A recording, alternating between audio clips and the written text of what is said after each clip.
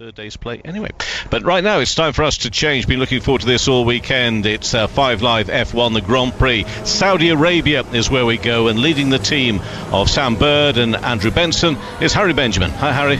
Hi Kevin, thank you very much to you and your team. Look forward to hearing you back on Monday. And well, after the chaos of Australia, Ferrari elation in China, Verstappen miracle making in Japan, and Piastri's dominance in Bahrain, Formula One arrives on the shores of the Red Sea in Jeddah. We're here for the Saudi Arabian Grand Prix, round 5 of the 2025 Formula One World Championship, as the floodlights now shine bright, showcase why all 27 corners around this high-speed track are so perilous, where one mistake is met with the wall and the biggest of consequences. We've got 50 laps in store for us this evening, and guiding you through it all is myself, Harry Benjamin, the BBC's F1 correspondent Andrew Benson, and McLaren's Formula E driver Sam Bird. Sam, this is a ferocious track, isn't it? Relentless. It is fast, it is relentless, and I'm so excited for it to get going. It's always a spectacle, isn't it, under the lights around the Jeddah Corniche circuit, and I cannot wait to see what these drivers have in store for us. We've got 50 laps to see what Norris can do from P10. Can Max Verstappen hold on to the win, or will Oscar Piastri be taking the spoils? Yeah, we'll take you up and down the grid, and the stories we'll be following across the Grand Prix in the next 10 or so minutes. We'll have lights out from 6 o'clock. But I think, Sam, we've got to start with our pole sitter, Max Verstappen, who put in another blinder of a lap yesterday in qualifying. Scintillating, wasn't it? Absolutely brilliant. He did have help from his teammate in the opening sector to get that launch down the main straight towards turn 1, but nevertheless, it was quite superb from the 4-time world champion. Andrew, was it all down to getting a bit of tow from Yuki Tsunoda, or is that Red Bull better than certainly this time last weekend? Well, a bit of both, Harry. So the tow was worth more than the margin that Verstappen ended up with over Piastri, but we don't think the Red Bull is as good a car around this circuit as the McLaren is, and so Verstappen was in it, and his teammates a long way behind. So lots of credit to him for another lap, but another great lap. But it should be said that on high-speed circuits, the Red Bull is a lot closer to the McLaren than it is on somewhere like Bahrain, where the Formula One was racing a week ago. So there's a bit of car mixed in there as well, of course. All the cars are sitting there on the grid ahead of their formation lap. The grid's still absolutely jam-packed, while a drone and fireworks show lights up the skies of Saudi Arabia, and the lights around this Jeddah Corniche circuit performing their own display too. So difficult as a driver, Sam, to, I suppose, try and concentrate and drown out the noise around you. These guys are ultimate professionals, though, Harry. They'll be speaking to their engineers. They'll be going through their pre-race routine. We see Carlos Sainz right now getting ready. Pierre Gasly sipping on a drink, supposedly with electrolytes, maybe some crushed ice in there as well. I thought I'd get that in. Lando Norris looking focused and maybe a bit pensive. Now, Lando's got to make some moves early doors. I'll be really interested to see what tyre McLaren have chosen for Lando in this opening stint. Does he go medium, or does he go hard for the opening stint? And that's a really difficult choice, Harry, because what McLaren need is for Lando Norris to get some free air to be able to use his pace. He was blisteringly fast on the race simulation runs in Friday practice, but overtaking is difficult. Using the hard tyre at the start, which is not what most of the top 10 will do, gives him a chance to be on an offset strategy and get that free air, but it exposes him to the safety car.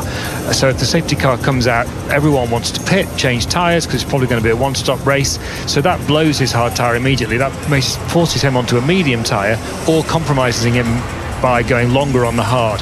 So they might be tempted in that way just to go on the medium like everybody else at the start and just hope he can overtake some cars. Yeah, I think strategy is going to be one to watch across the course of 50 laps. But let's now hear from Max Verstappen, our pole sitter, reflecting on that lap. Yeah, I mean, every pole lap is a bit different naturally, but this track is like, you need a lot of commitment. It is very enjoyable to drive, and the car is also giving you that confidence. And I think with the changes that we made into qualifying, it allowed me to be a bit more comfortable.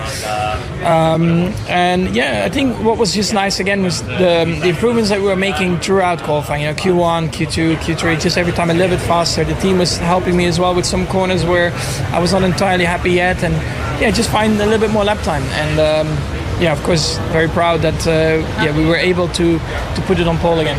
What's, I suppose, the big challenge, the major challenge that you face? Mainly keeping them behind, actually, because they have been so fast and all the race runs so far this weekend compared to any other team. Now I do feel a bit better with what we have done to the car, but I'm not sure it's, let's say, going to be enough. But yeah, that's the exciting bit. We don't fully understand or fully know what is going to happen, and the only thing that I do know is that I will give it everything. Max Verstappen then, who will give it everything from pole position, his second pole of the season, his 42nd of the career. As the light show continues and the drivers still ready themselves, balaclava's going on, final things being done before they head into the cockpit of their Formula One cars. And it's at times like this, Sam, where they're really taking those last bits of rehydration, maybe a bit of white rice as well beforehand. Potentially, Harry, potentially. You're not going to let that you're not going to let that go, are you? If you weren't here in qualifying yesterday, we saw some of the drivers, certainly in practice, eating what I thought was ice at the time from a flask. Sam Bird very quickly corrected me. No, it was white rice because you've got a carb load, haven't you? However, we have had confirmation. Andrew Benson doing his proper journalistic duties and finding out that it was indeed ice. So I was right and you were wrong, but we're not going to dwell on it. We're going to move on. I want to enjoy these couple of hours, so don't ruin it for me. It's always a pleasure to have you with us in the commentary box, Sam Bird. Right, that's Verstappen. Let's talk about your team then, shall we, Sam? McLaren, because we've got two cars on the grid for them. Oscar Piastri lines up on the front row. We think, though, and we know, we've seen from the data, McLaren is better over the long run. McLaren is better over the long run, and the way I see this race panning out is I think Verstappen will lead from the front, assuming he gets a good start, but he'll have to overwork his tyres. Piastri can afford to sit there and wait for Verstappen to potentially run out of rubber, as we've seen a couple of times already this year, and then Piastri can pounce. Lando Norris, though, has got to make quick work of the likes of Gasly. Tsunoda could be a big stumbling block, because for sure Red Bull would have been in his ear saying, do not let that McLaren pass, and his job today will be to make life very, very difficult for the McLaren driver. Well, let's hear from both the McLaren drivers, speaking with Ariana Bravo. Oscar, yesterday's qualifying session was quite something. Fantastic performance for you, starting on the front row. How are you feeling for what is to come? I'm excited. I think it should be a good race for us. I think the car's in a good place, and the pace should be good tonight. So it's going to be an interesting one. The tyres are a bit softer than we had last year, which will make the strategy a bit more interesting. But I think it's going to be an exciting race no matter where you look. We're standing just in front of the podium here. What do you reckon? On the top spot? I hope so. That's the plan.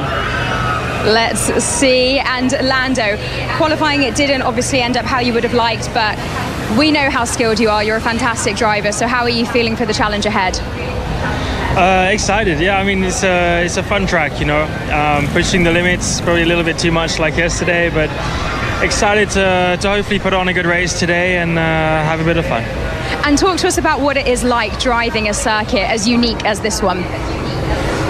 It can be a mix. It can be, scary and rewarding and fun at the same time. So, I mean, it's shame about yesterday, but look to the future, look ahead to today, and I'm excited to try go forward and see if I can catch up this guy here. And of course, you're both currently the championship leaders, the team. So you feeling good going into this? The vibe in the team must be strong at the moment. Yeah, I mean, they've done a great job trying to give us the best car possible, and so far it's been a great start to the year. We've still got a long way to go.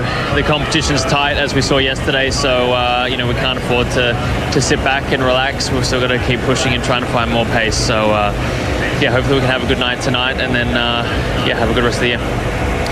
Ariana Bravo speaking to both the McLaren drivers, and it is indeed McLaren who are leading the Constructors' Championship. They have 93 points over second place Mercedes. Then come Red Bull in third, with Ferrari rounding out the top four. Haas, best of the rest, in fifth, ahead of Williams, Aston Martin, Racing Bulls, Alpine and Sauber 10th and last, but all teams with points. And in the Drivers' Championship, well, it could and will change after this weekend. Lando Norris only has a 3-point advantage at the top of the standings, ahead of his teammate Oscar Piastri. Max Verstappen lies third, ahead of George Russell and Charles Leclerc. Now, Sam, you said it's going to be difficult for Norris. He's going to have to make some moves if he wants to work his way up the order. But where do you think he could get to? And you mentioned Yuki Tsunoda could be a block as well. What can Red Bull actually do with Tsunoda? Well, it all depends on the strategy in terms of tyres that McLaren and Lando Norris have chosen. If he chooses to go on the hard, it's going to be more difficult in the early running for him, and his race will happen later on. If he's on the medium, he'll expect to move forwards quite quickly.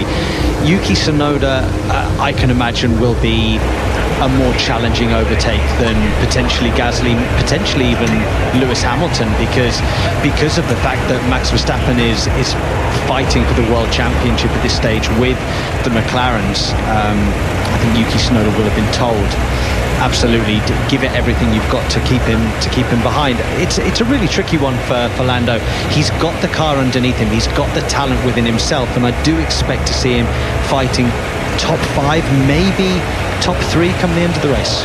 The overtaking points are tricky here. There are 3 DRS zones. They're going down the main straight, and that's your first overtaking opportunity into the chicane, the left right of turns 1 and 2. Then you get another dose of DRS through turns 20, 21, 22 before you then come off of that, and then really you're using the DRS all the way along turns 24, slightly arcs to the left before you get to the final corner of turn 27. So really, Sam, it's turn 1 or turn 27 that you're going to see some moves going on. Well, I think you're going to see people getting close into turn 27 and then getting the run down towards turn 1. That's the one that you need to be doing. We've seen time and time again where people get the move done into 27 and then get repassed again into turn 1. I think what you've got to do is wait, bide your time, get DRS again, and then get the move done into 1. George Russell starts on the second row of the grid in third place, but after qualifying, I actually felt that George Russell had more in it. I think he was a bit disappointed maybe with third. Thought he could have maybe got onto that front row. You're always disappointed if you're not first or second, and he was only a tenth and a half, 2 tenths off the pace, and you always think as a driver you've got that in your pocket. So yeah, he was disappointed, but George Russell so far this year is having a stellar season. His Mercedes teammate still a little bit away from Russell, about 4/10 of a second after qualifying, down in fifth, still equals his best qualifying of the year so far for Kimi Antonelli. And then the Ferraris, well, Charles Leclerc getting the best out of what Ferrari have got on offer right now. We know they brought upgrades last week. Leclerc was really hoping they could maximise them again here in Saudi Arabia. Enough for the second row, but still behind his rivals in fourth. Yeah, but Charles Leclerc's extracting the maximum out of that car, much more so at the moment than what Lewis is able to do. I think the stats that Andrew Benson has put out, that it's currently on average over 2.5 tenths every qualifying session at the moment. Lewis will want to chip away at that and get closer to Charles Leclerc as the season progresses. His teammate Lewis Hamilton, as you say, is a little bit off the pace, down in 7th place. His last qualifyings here in Saudi Arabia have been 16th, 8th and then 7th. So he was saying he's still trying to find his way with this Ferrari car, but he'll have again some work to do to see if he can get to grips with it. Sam Bird, we've got some tyre updates. We do indeed, and it looks like Lando Norris will be starting on the hard tyre, putting him in potentially a little bit of jeopardy with regards to a early-ish safety car. That could hamper his progress, but I think it's a bold call from McLaren, this. The other thing to say is that the hard is the best tyre that's expected to be quicker than the medium after just a handful of laps, so that's another reason why they might have chosen it. Yeah, those on the hard tyre are also Hadjar Stroll and Hülkenberg a little further down the order. Right then, though, we are just a few moments away from lights out. The reigning champion is chomping at the bit to bounce back after a rough last outing, whilst a young Australian is looking to take the lead of the Drivers' Championship with his teammate Lando Norris starting out of position. The sun has set, the lights are on, and we'll have 20 cars racing around the Jeddah Corniche Street circuit, averaging 250 kilometers an hour. We'll take you through the full grid in a moment. 50 laps ahead of us. It is time for the Saudi Arabian Grand Prix.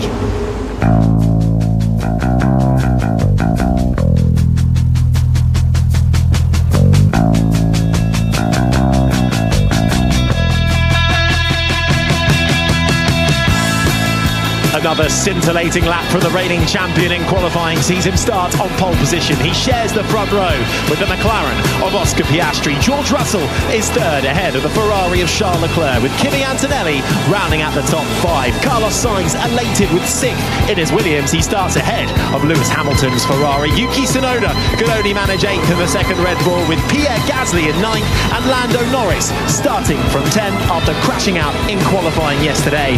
Alex Albon just missed out on the top 10. He'll go from 11th ahead of Liam Lawson. Fernando Alonso is 13th.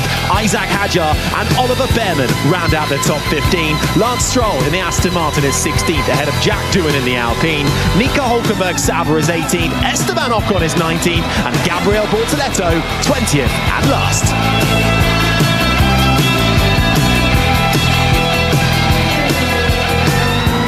Moments away then from the fifth iteration of the Saudi Arabian Grand Prix, round 5 of the Formula One Championship. Up in the commentary box for this one is myself, Harry Benjamin, McLaren's Formula E driver Sam Bird, and the BBC F1 correspondent Andrew Benton. The sound you're hearing is Lando Norris making his way on the formation lap. He'll start on the alternate strategy on the hard tyre. Everybody ahead of him on the medium tyre as they weave left and right.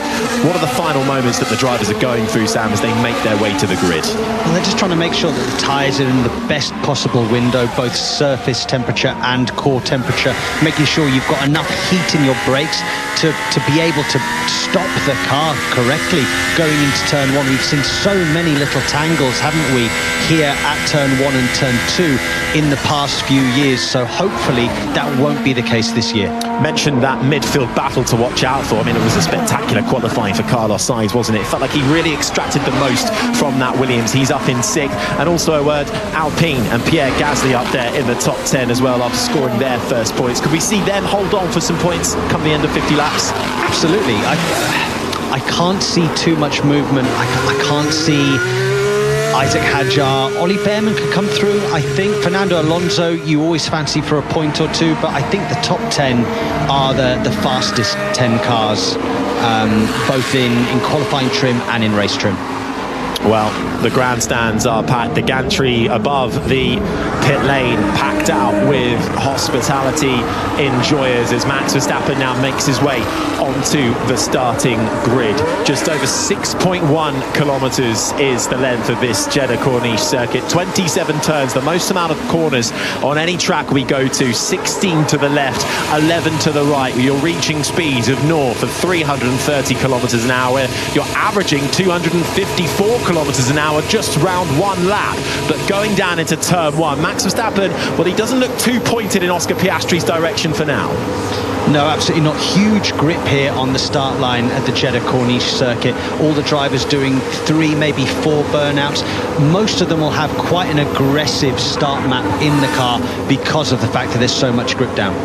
On the waterfront next to the Red Sea is where we find ourselves, with the floodlights illuminating this circuit. Darkness surrounds it with the black of the night sky as the fluoro green Sauber of Gabriel Bortoleto, the Brazilian rookie in his first season in Formula One, lines up 20th and last behind Esteban Ocon in the Haas as the medical car pulls up at the back of the pack. The green flag flies. On the front row is the Papaya McLaren of Oscar Piastri. On pole position, it's Max Verstappen. It's all eyes to the lights and foot to the floor as we go racing in Saudi Arabia. A great start from Oscar Piastri down the inside of Verstappen, forces Verstappen wide. The Dutchman cuts the chicane. So does one of the Mercedes. It's Kimi Antonelli who has to bail out of it. Lewis Hamilton as well, trying to find his way past Carlos Sainz, and I believe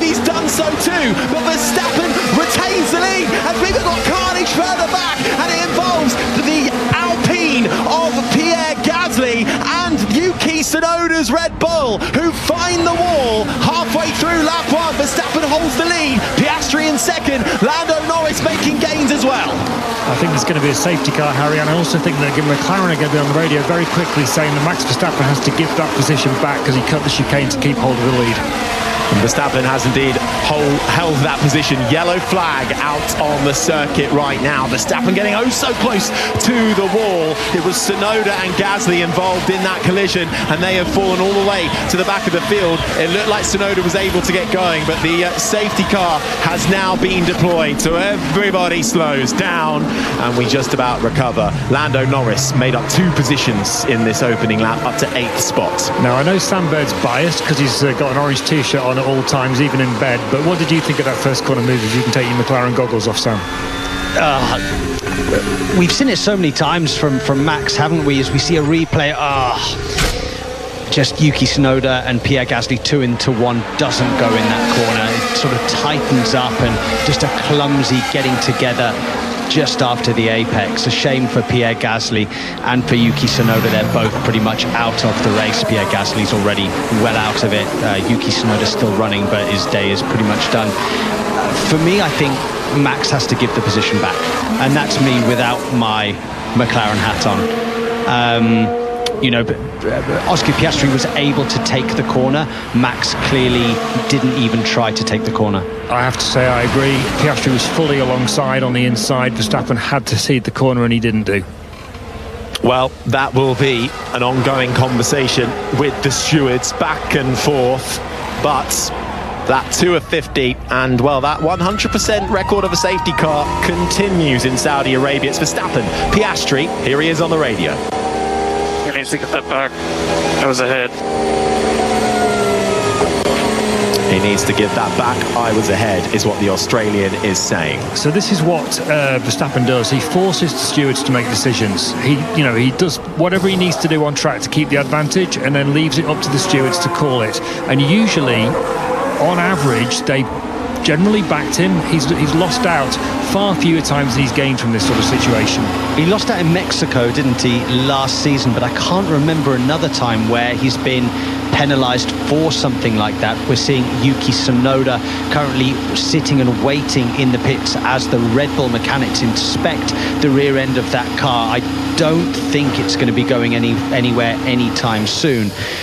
But great news for Lando Norris and Lando Norris fans. Right now, I think that 8th, to get a couple of positions, albeit from an accident in front, is just what he would have been looking for from the opening lap. Well, it was Norris who benefited massively, because once Tsunoda and Gasly put themselves into the wall, there was the gap for Lando Norris to emerge in. We're just going to look at the start again, and it was a great start from Oscar Piastri, fully alongside into the left-hander of turn 1. Piastri does run a little bit out wide as well, but crucially he keeps one wheel at the very least on the asphalt, and Max Verstappen cuts the corner. Kimi Antonelli in the Mercedes also having to take avoiding action. And what's interesting there is that Antonelli also cut the corner, but he gave the position back to Charles Leclerc, who he'd gained it from, whereas Max Verstappen didn't do that with Oscar Piastri.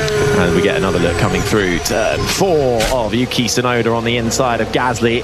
The lightest of touches, the front right of the Red Bull to the rear left of the pink and blue Alpine, and round they went, synchronised spinning into the wall, but Pierre Gasly coming off much worse. Well, they're both out of the race, Harry, so I think it's more Yuki Tsunoda's fault than Pierre Gasly's, definitely, as Tsunoda was the car going for the overtake and hitting. When you hit the back of another car, you're always at fault pretty much. And we've just seen another onboard footage of Oscar Piastri's view of Max Verstappen taking to the escape area between turn 1 and turn 2. I do feel that the stewards might be taking a dim view of that and getting them to reverse positions when we get going again. Yeah, it's Verstappen, Piastri, Russell under the safety car now. They are the top 3. Leclerc, Antonelli, the top 5. Hamilton 6th, Sainz 7th. Then comes Norris, Albon and Alonso up inside the top 10. Hadjar with a good start, up to 11th ahead of teammate Lawson. Behrman 13th. Stroll 14th, with Hülkenberg in 15th position. Then comes Doohan, Ocon and Bortoletto. Now the 18 cars left in this race, with Yuki Tsunoda retired, along with Pierre Gasly. That's the sound you're hearing, is the Frenchman in the Alpine, coming through turns 1 and 2, side by side with Yuki Tsunoda, all the way through the first chicane, and they really are side by side, coming through turn 3 in the rundown to turn 4. Tsunoda is actually ahead up until the braking point, where Gasly brakes deeper and then later, and then makes his way round the outside. Having seen that, Sam, do you still think the blame lies with Tsunoda? Yep. Okay, fair enough. The safety car is in this lap from race control, so let's see. Yeah, he just forced me off. There was no intention of him to make that corner. Yeah, understood, Max. That was Max Verstappen saying he just forced me off.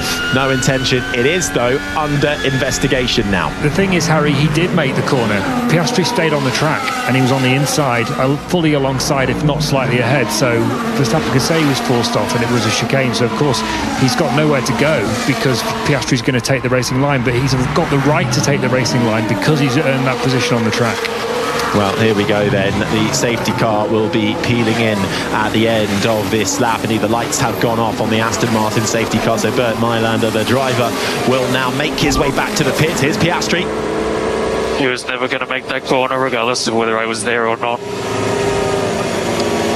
That was what Piastri has to say about it. I wonder if this has echoes of Austin last year, Mexico again. Are we going to see more scrutiny on driver guidelines? What will the stewards do with this incident involving Piastri and Verstappen under investigation? But no sign of Verstappen giving up that position. He weaves left, he weaves right, making his way around. The safety car has made it back to the pits. We are about to go green flag racing once more. It'll be up to Max Verstappen as to when he puts his foot to the floor and we go racing again. But he is waiting a while because the DRS effect here will be huge. Well, you don't get DRS on straight on the restart, but the effect of the toe will be huge. It's late on the brakes coming through the final corner, and it all gets a bit hairy. Russell has to step out, and that's worked out superbly for Max Verstappen, who hits the floor out of the final corner, and he is off as we get this race back and underway. It's Piastri who's under pressure, George Russell in the middle, with Charles Leclerc in the Ferrari almost making it 3 wide going into turn 1.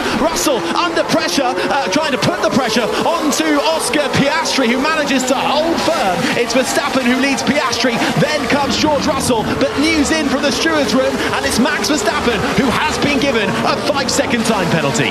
Yeah, big news from the stewards room there. Max Verstappen, 5-second time penalty. That relieves all the pressure off Oscar Piastri, effectively now leading this race as it stands.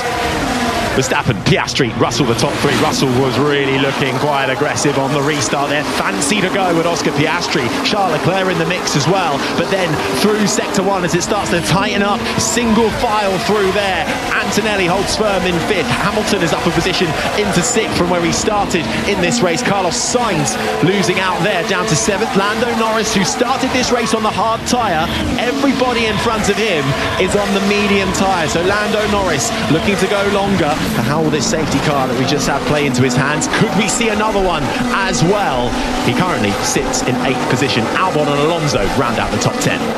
We expect Lando Norris to come into his own in 5 or 6 laps times when those medium compound tyres are just starting to lose their best rubber. Lando Norris is going to come into his own later on in this first stint. Lovely move down the inside for Isaac Hadjar, who gets himself up into the points, fighting with the Aston Martin of Fernando Alonso. Hadjar will not hear the end of this, though, because Alonso fancies a bit of the toe down towards turn 1. Alonso has the outside, Hadjar with the inside in the Racing Bulls, and he gets that position. Alonso now down to 11th. Max Verstappen, lap 5, has set the fastest lap, but he will have to serve a 5-second time penalty. He can serve that at his first pit stop when he comes in. He will peel in to his stop. The team will not be allowed to touch his car for 5 seconds. Then they can get to work, and he has to serve it at the first available opportunity. So that's when we will see the effect of that 5-second time penalty. The question will be, is can Verstappen try and give himself enough of a gap. We know in race pace that the McLaren seems stronger, so Verstappen already up against it, and just 5 laps into the 50 that we will have under the lights. Question about the regulations, Harry. Does he have to serve it? Information. You have been given a 5-second time penalty for the incident at turn 1. Head down. Well, that is Max. lovely. No comment. Does he have to serve that in the pit stop, or can he wait until the end of the race? That's a very good question. I think he has to serve at the pit stop. I think you have to do it at the first available opportunity. If you've done all your pit stops and you get it towards the end of the race, then it's added on to your time at the end of the race once you cross the checkered flag. However, because we're so early in this race with no pit stops, he will serve that penalty in his first pit stop, which we're led to believe, well, if you start with a medium tyre, you want to try and make it to around about lap 16. That's an early stop. Lap 22 if you're going to switch onto the hard and then go to the end, all being well. This is the sound of Lando Norris, lap 6 of 50 in the slipstream of Carlos Sainz, his old teammate, his friend off the track, very much rival on it. Indeed, Norris finds himself in a bit of a Williams sandwich. It's gone rather well on these opening stages for Williams. Both cars inside the top 10. Carlos Sainz runs 7th, Alex Albon is 9th, and they're keeping Lando Norris in the middle of them for the time being. But that McLaren much stronger than the Williams, but tough to find an overtake here. He's coming through turn 12 now, and you really now want to start lining yourself up towards that final corner at this stage. Yeah, give it another couple of laps, Harry, and I think that McLaren will be through and past Carlos Sainz. Carlos Sainz is having to work extremely hard on those medium compound tyres to keep Lando behind. Lando looks very smooth, controlled. He's not using all the track in some areas as well, so conserving those hard compound tyres. Lap 6 of 50. Max Verstappen has a 1.1 second lead over Oscar Piastri. A reminder, Verstappen will have to serve a 5-second time penalty in the pits. Piastri has just taken the fastest lap back from Verstappen as well. Then comes Russell in 3rd. Charles Leclerc is 4th. Kimi Antonelli rounds out the top 5 with Hamilton 6th. Then comes Carlos Sainz, Norris, Albon and Hadjar the top 10, with Alonso, Lawson, Behrman, Stroll, Hülkenberg the top 15, Doohan, Ocon and Bortoletto. The 18 drivers still in this race after Yuki Tsunoda and Pierre Gasly clashed on lap 1. They're both out of this one, Sam, as Kimi Antonelli looks like he is trying to line up Charles Leclerc's 4th place going down towards turn 1 with the aid of DRS. Doesn't get close enough. Meanwhile, Lando Norris has finally lined it up with that DRS-A down towards turn 1 inside of Carlos Sainz Williams and makes it look rather easy. Norris up a place into 7th. And now got a little bit of clean air to work towards the back of Lewis Hamilton's Ferrari. I think that he'll easily stroll up to the back of Lewis Hamilton, and we'll be seeing in a couple of laps' time yet another move from the Englishman. Just getting another look at how he made the move on Carlos Sainz. DRS with a bit of toe, tucked it into the inside, hits the curb on the left-hand side apex nicely, bounces the car through to the right-hand side, but he's got the move done. And this is what we expected from the McLarens, didn't we? We saw on Friday free practice their long-run pace was far superior to everybody else out there, and Max Verstappen, the interview prior to this race, was saying it's a major concern just how quick those two papaya cars are in race trim around this circuit. Yeah, he is now 1.9 seconds, Norris, behind Lewis Hamilton. Norris on that harder tyre, everybody else on the medium. Those other hard runners are towards the back of the field. Hadjar is in 10th, then it's Stroll, Hülkenberg, Doohan, Ocon and Bortoletto all on the hard tyre. We have had some pit stoppers further back in the form of Jack Doohan, Esteban Ocon and Gabriel Bortoletto, who all took the opportunity to pit onto the hard tyre as we start lap number 8 of 50, heading into turn 1. Piastri is closing that gap. He's now within a second of Max Verstappen for the lead of this Grand Prix. Yeah, the people that have pitted did effectively a free stop. They had nothing to lose to go to the hard tyre and just see if anything plays out for them towards the end of the race by doing that. Also from the stewards, the turn 5 incident involving Tsunoda and Gasly that we saw caused the safety car. That will be investigated after the race, causing a collision.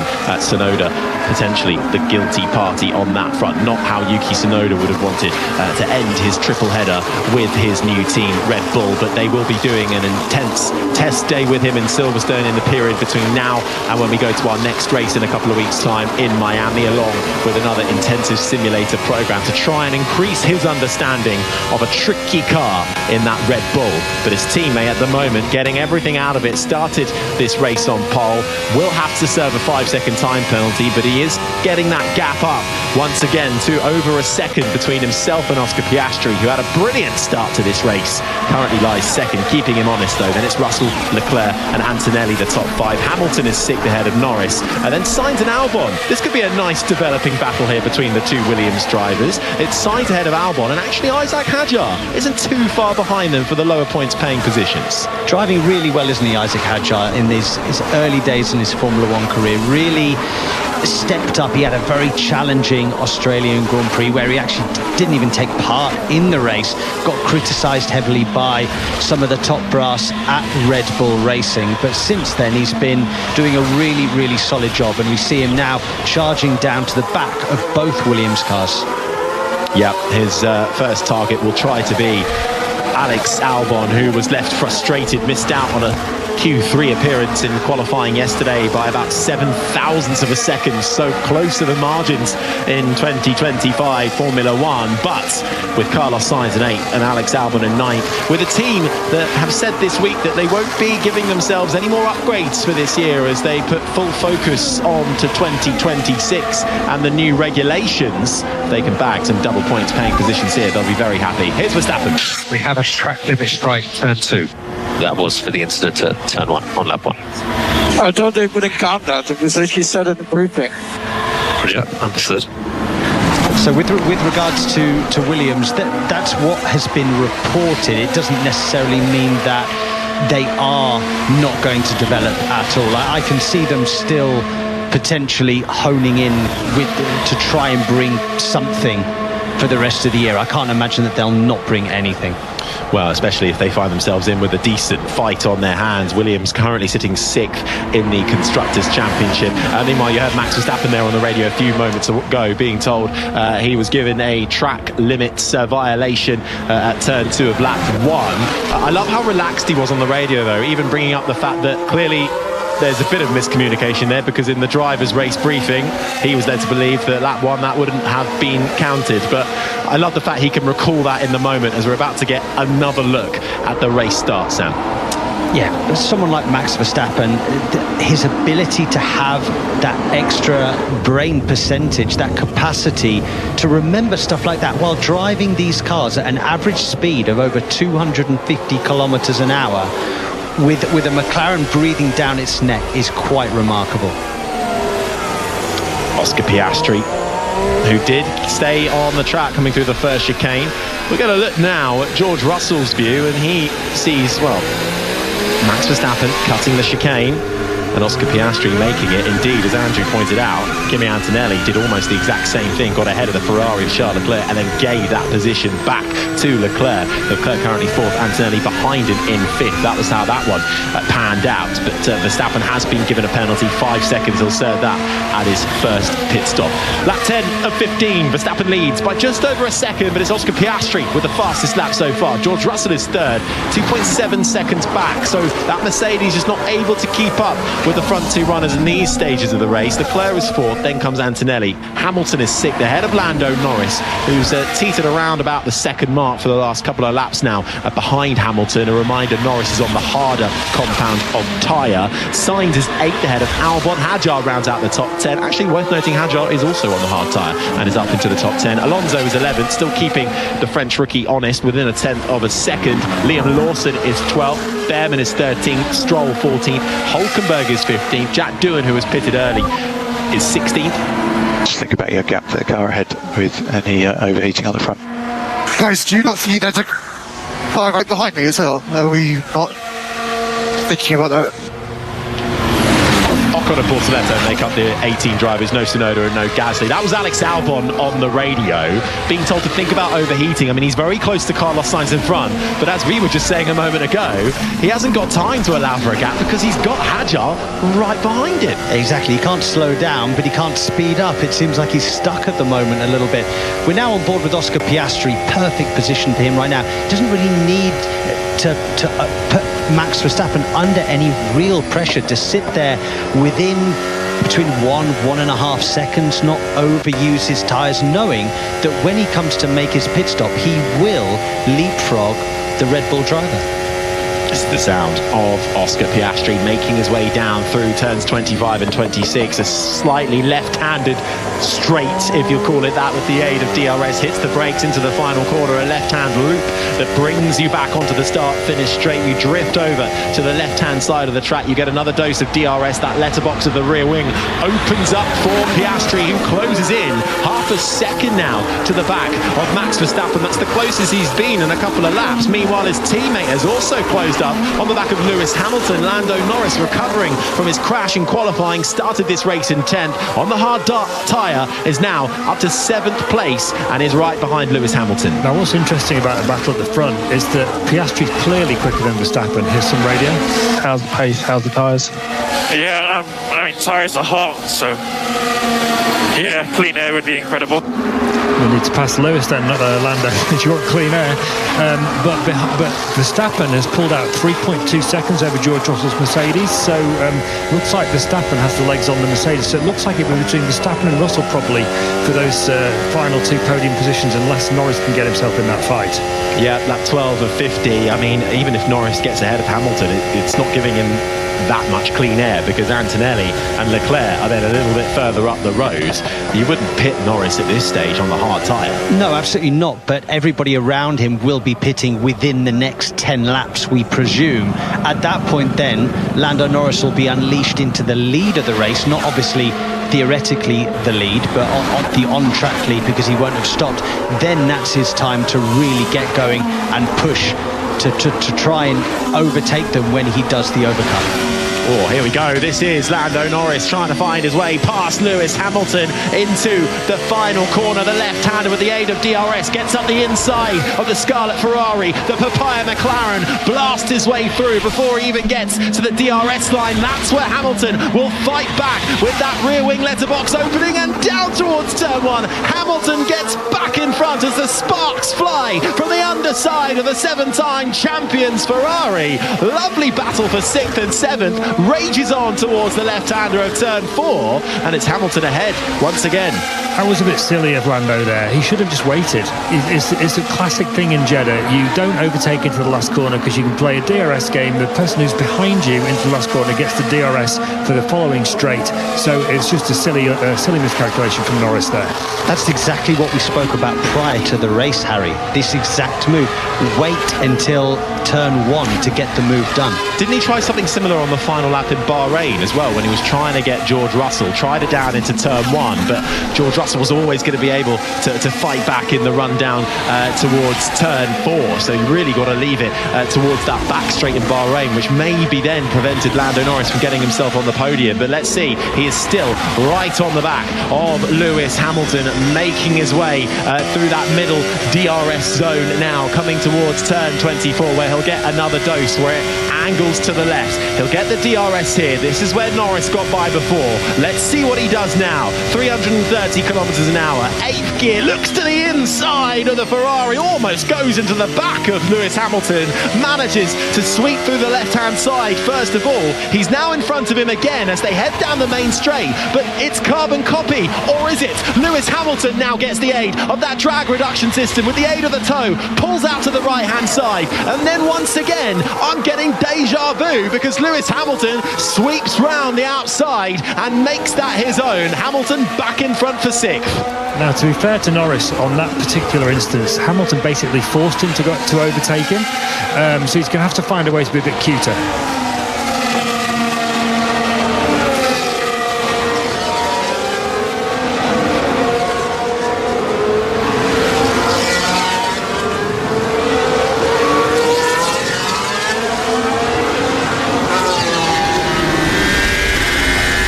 Lap 14 of 50 here at the Jeddah Corniche circuit under the lights. Max Verstappen holds the lead, but was given a 5-second time penalty for cutting the chicane in turn 1 of lap 1. He will have to lose 5 seconds in his first pit stop. Piastri is right behind him, a second behind. Meanwhile, Lando Norris has worked his way from 10th up to 6th position and is currently fighting Lewis Hamilton for that position. Still waiting for those first pit stops to happen. 2 crashes, Yuki Tsunoda into Pierre Gasly in the early stages. That brought out the safety car. car. Still lap 14 of 50.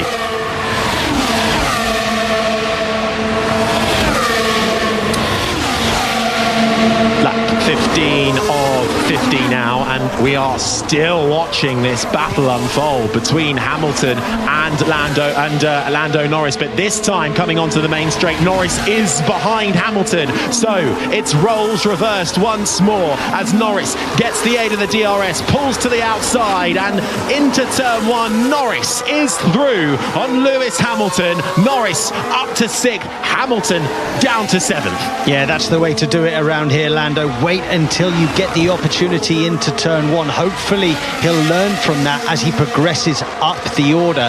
Now he's got that little bit of clean air. Lewis Hamilton looks like he's got no speed at the moment. Those rear tyres on his Ferrari look absolutely cooked in terms of surface temperature as he struggles for grip in the high-speed sections. Last lap around, a couple of tenths off his teammate was Hamilton as well, so is struggling in that Ferrari slightly. Yeah, Hamilton's lost a second a lap to Verstappen at the front, and over the course of this race he's 16 seconds behind after 15 laps.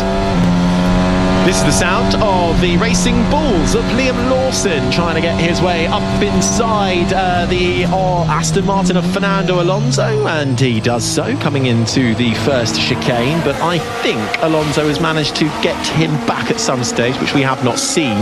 No, Lawson is now ahead in 11th place, Alonso down to 12th. So the two Racing Bulls, Hadjar is 10th ahead of his teammate Liam Lawson, who will be desperately trying to score his first points of the season after a rough ride for the Kiwi in 2025. I can imagine Fernando Alonso will be going back to Aston Martin headquarters and going into Adrian Newey's office and saying, please can you just do something on this year's car. Obviously Adrian Newey going over to Aston Martin and working solely on their 2026 project, but right now it's looking a bit grim for Aston Martin, isn't it? It's not looking great. Alonso 27 seconds back in 12th. Lance Stroll down in 14th, and no points in sight for the two Aston Martin drivers in these early stages. I'm just wondering if we're seeing in that mid-pack towards the back a bit of a DRS train developing as well, as they're all within fairly close quarters of each other. Yeah, we're just sliding around out here, mate. Front and rears. Yeah, understood. We believe he's overheating. Like to gain the back. Lewis Hamilton then possibly struggling from overheating. Well, that is going to be a thing here, but when you're following the car in front of you and you can't find a way through, you almost have to sacrifice yourself and drop back to try and keep your tyres alive.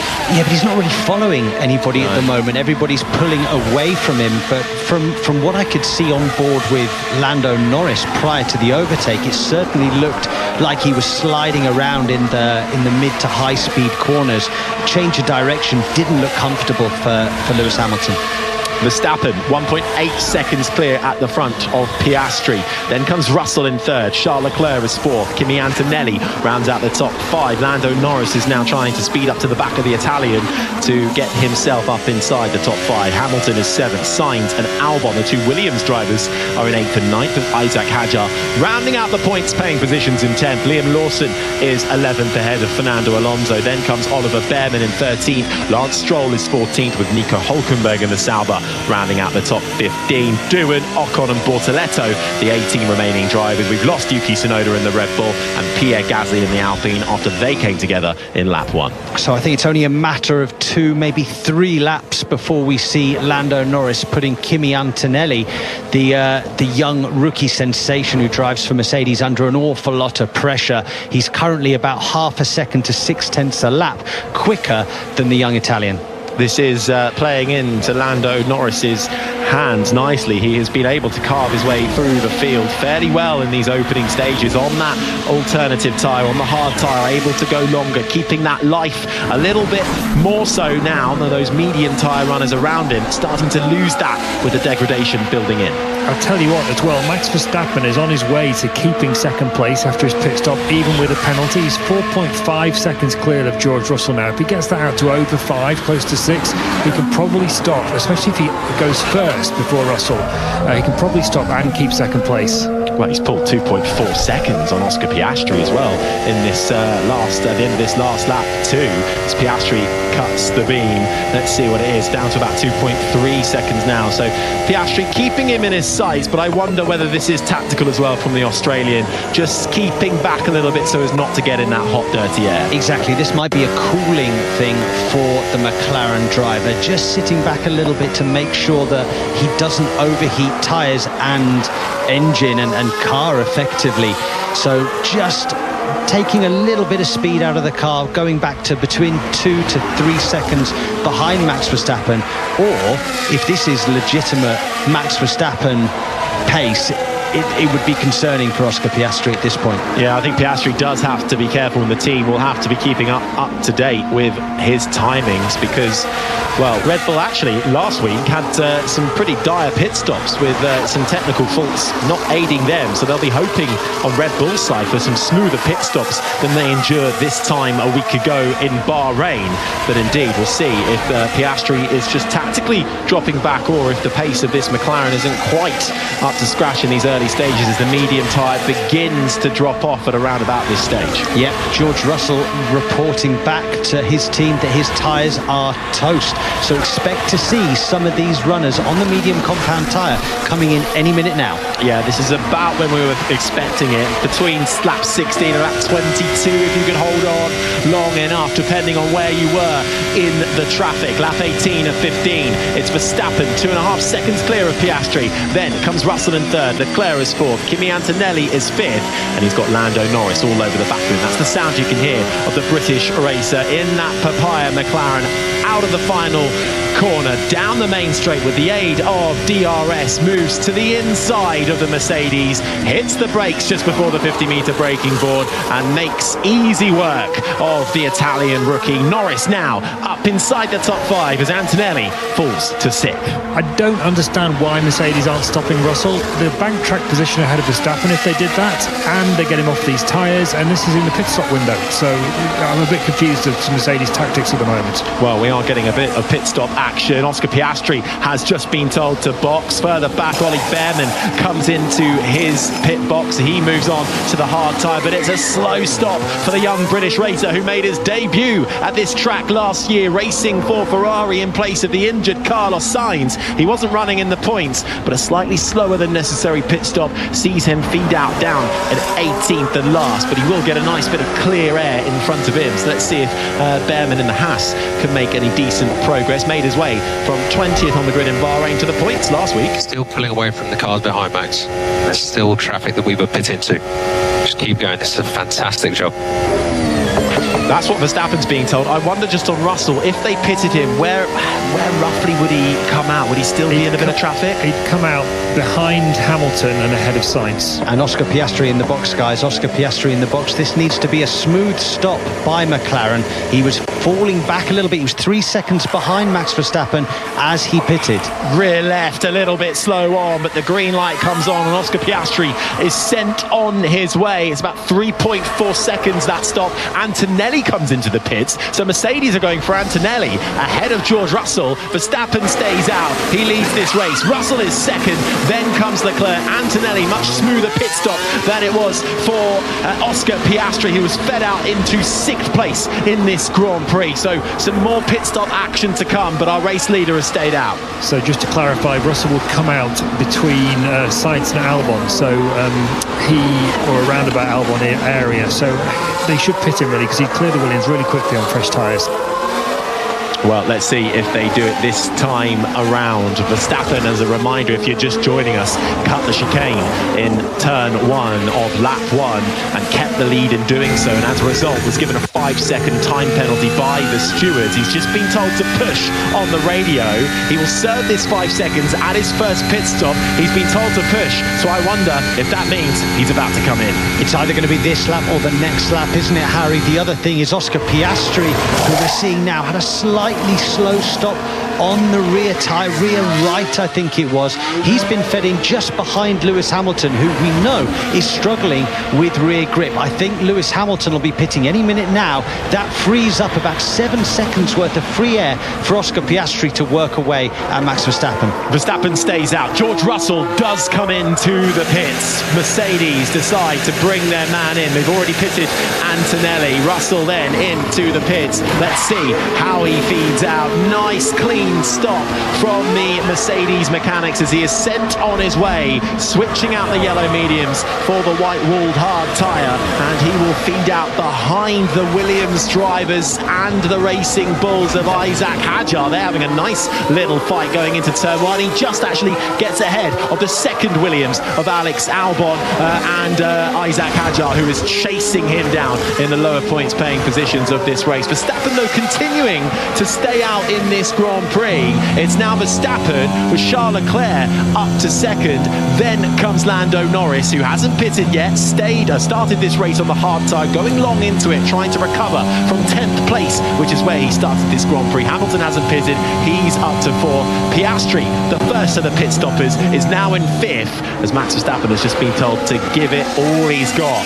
Surely that's got to be an indicator, or are they just teasing us with these pit stops? Yeah, this hasn't worked out very well for Oscar Piastri, actually, as Max Verstappen's been told to box. He's getting held up a lot by Lewis Hamilton. He's gone around the outside, and he's got the inside line into turn 22, 23. Oh, that was close, Harry. That was 1 millimetre away from Oscar Piastri, sliding along the wall. Lewis Hamilton did not make that easy for the Australian in the McLaren, bearing in mind Hamilton is yet to pit. Piastri has got through. Verstappen's in. Nobody touches the car.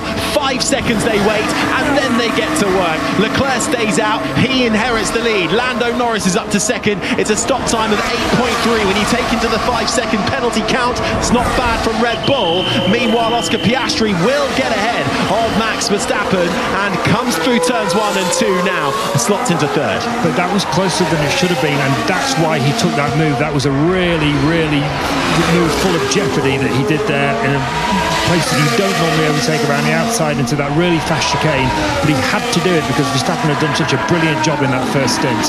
It was an epic move from Oscar Piastri. I'd quite like to see it again, please, Mr. TV Director. That was delightful. Piastri then has the net lead of this race. He's currently 3rd on track right now. His teammate Lando Norris is 2nd, and actually, I'm getting my wish. They are about to show this again. So Piastri closes right up to the back of Lewis Hamilton on that run down towards 22, and Hamilton really squeezes him, Sam. It looked better off-board than it did on-board, I've got to say. There was a little bit of room there, but my goodness me, when you see the dust that's so offline there, nobody throughout the whole weekend would have been on that part of the track, so the trust that Oscar Piastri had in his McLaren was awesomely high at that point. Lap 22 of 50 then. Our leaders have pitted, and with that 5-second time penalty served, although it was tighter than they would have liked it, Oscar Piastri, once all things have shaken out, will take the lead of the Saudi Arabian Grand Prix. We're still waiting though for Charles Leclerc to come to the pits. He's staying out as long as he can, a little longer, so he's nursing those tyres still. So is Lewis Hamilton. I'm very surprised that neither Ferrari driver has come in. I mean, Lewis has been complaining about those tyres for 6 or 7 laps now. Charles Leclerc not so much, but their pace is not the best. Consider plan B. Let's see how many tires go.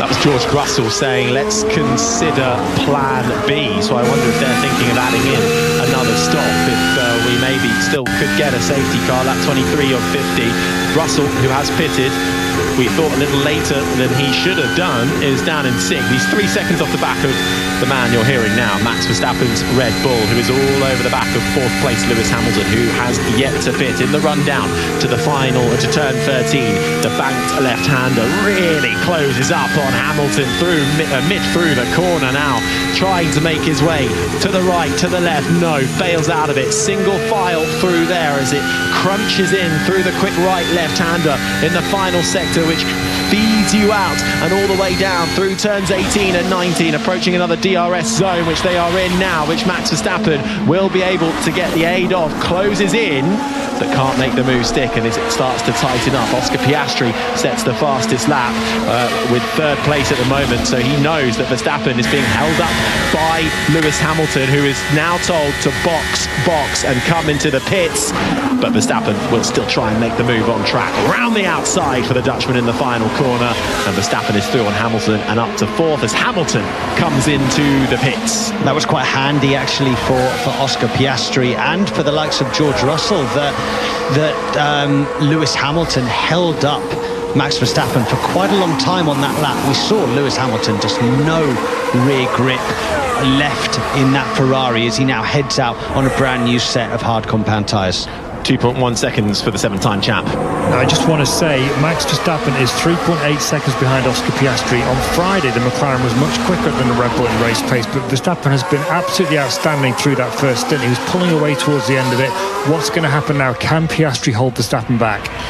We could get a nice battle brewing for the inherent lead of this Grand Prix. Charles Leclerc currently leads it by 3.4 seconds. Leclerc on the medium tyre, yet to pit. Lando Norris, who started in 10th position on the hard tyre, has worked his way up into second spot now, so we're awaiting a pit stop from him too. Piastri in third, who was on the medium, has switched to the hard and has the net lead. Verstappen 4 seconds behind Piastri. Then comes Russell, the top 5. Hadjar is up to 6th. Isaac Hadjar hasn't pitted yet in his Racing Bulls. Bit of action a little further back between the Williams of Alex Albon, or trying to go wheel to wheel with the Sauber of Gabriel Bortoleto, as the other Williams of Carlos Sainz gets through on the sole remaining Haas of Jack Doohan, who pitted very early on in this race. Sainz 12th, Doohan 13th, then comes Albon, Bortoleto, Lawson, Alonso and Fairman, the 18 drivers still left in this one. No Tsunoda and no Gasly, who clashed in turn 1. They're out of the race. So it's all a little bit spread out now over the sort of top 4 or 5 positions, Harry. Everybody's got a little bit of clean air, which they'll be thankful for both temperature management of the engine and the tyres. I expect Oscar Piastri will be pretty happy at the moment with a 5.5 second gap to his teammate Lando Norris, 4.3 second gap back to Max Verstappen. That's probably just about where he wants to keep it for the remainder of the race. Now, it's not the battle for the lead, but it's a nice battle for 15th, as there is almost contact between manager and the talent he manages. Alonso and Bortoleto collide as they go into turn 1. They were fighting with Liam Lawson. Lawson got through in the Racing Bulls and up into 15th, and then Bortoleto gliding his way to take the racing line into turn 1. I don't think he saw Fernando Alonso there, and they collide, but they both keep going. Somehow Bortoleto ahead of Alonso. That was extremely close, wasn't it, going into turn 1? I'm sure we're going to see a replay of that, but how there wasn't a major accident there, it unknown to me how they avoided that. Well, we're about to see it from Fernando Alonso's perspective. So Lawson gets through on Bortoleto. Oh, that was so close. Wow, he moved under braking. Oh, that was close. Wow, so close. Check the car. Well, Alonso's so upset with that. He turned into Kimi Raikkonen for a minute there, didn't he? We haven't had that in a while. Alonso, there was certainly wheel-to-wheel contact and then a lock-up for good measure for Alonso, who ran off the road and cut the chicane, but they're lucky that didn't end up in a bigger incident. I'm sure there'll be a few words exchanged between Alonso to his young protege Gabriel Bortoleto after the race, but I'm sure when Alonso finds out who it is, he won't go too hard on him. No harm done. I think Bortoleto didn't mean to do that. He had no idea that Fernando Alonso was there, and now he's overtaken him and passed him down into turn 1. Job done for Fernando Alonso, and now he sets about chasing down Liam Lawson for a lowly 15th place. Thought he might give him a little wave there as he went by, but no such luck. Bortoleto has now got Ollie Fairman all over the back of him too. This is really for the final positions in this Grand Prix. We're still waiting for a few who are still up inside the top 12 who haven't pitted. Hulkenberg, Stroll still to come in, along with Hadjar. Hadjar was running in the points anyway. Stroll and Hulkenberg expecting them to fall back. As Alonso says on the radio, the car is okay after his small clash with Bortoleto.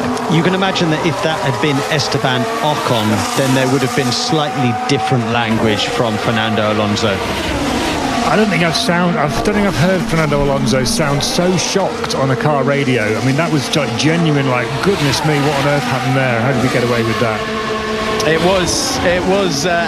could have been an aeroplane crash. That was how close that came to. I think because they were all tucked up right behind each other, Bortoleto was so focused on Liam Lawson, didn't see Alonso skulking behind them, ready to make the move. In the end, Lawson got through scot-free up into 15th, Alonso 16th, Bortoleto 17th, but he's under pressure from Ollie Behrman, who is looking to try and make the move on his fellow rookie. These two raced it out last year in Formula 2, now enjoying life in Formula 1, although Behrman with the better results so far. Bortoleto yet to get any points on the board so far in this Formula 1 season. That Sauber car not too up to scratch to score consistently in the points. His teammate, though, is up inside the top 10 and hasn't pitted yet. He's got signs behind him, closing in on him, though, within a second. Charles Leclerc out front is doing a really good job on these medium compound tyres. He's just set his best lap of the race on the last lap, 33.393.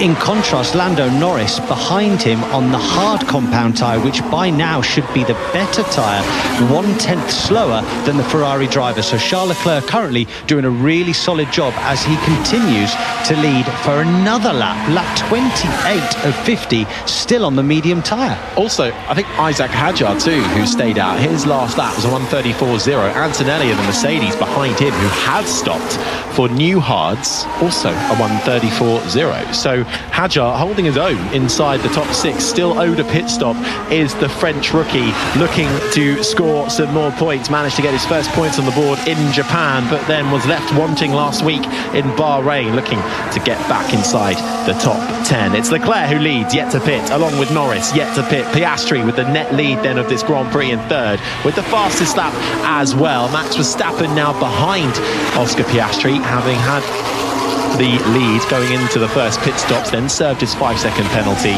has come out in fourth once it's shaken out. But Russell fifth, Hadjar is sixth, then comes Antonelli, Hamilton, Stroll and Hülkenberg, who I think is about to come into the pits. So Sainz gets up into 10th, or he's just managed to get Nico Hülkenberg anyway. Further back, behind this gaggle is Albon, then Ocon, then comes Liam Lawson, who's having a nice dice with Jack Doohan going through the first chicane, gets a little bit bumpy, and Lawson gets the move done, and ahead of the Australian rookie. Lawson 14th, Doohan now down to 15th. Disappointing weekend, isn't it, for Alpine? We saw glimpses of pace from them. FP1, Pierre Gasly topping that session, albeit a rather irrelevant one due to the track temperatures. But they've shown some pace this weekend. Such a shame that Pierre Gasly was out of the race on lap 1.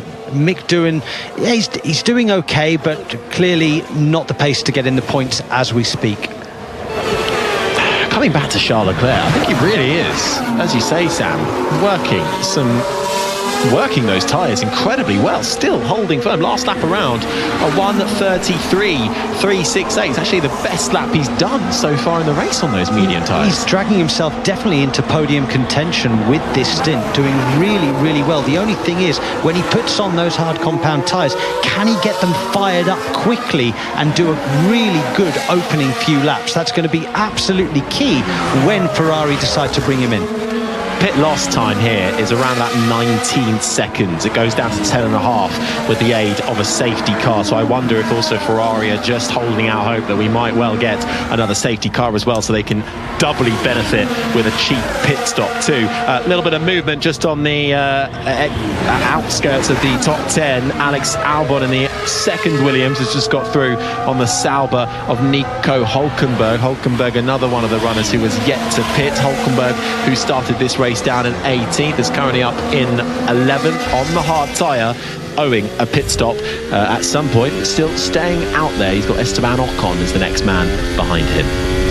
Wonder what McLaren will do if Oscar Piastri picks up his pace and gets to Lando Norris, as we see Charles Leclerc, the race leader, boxing.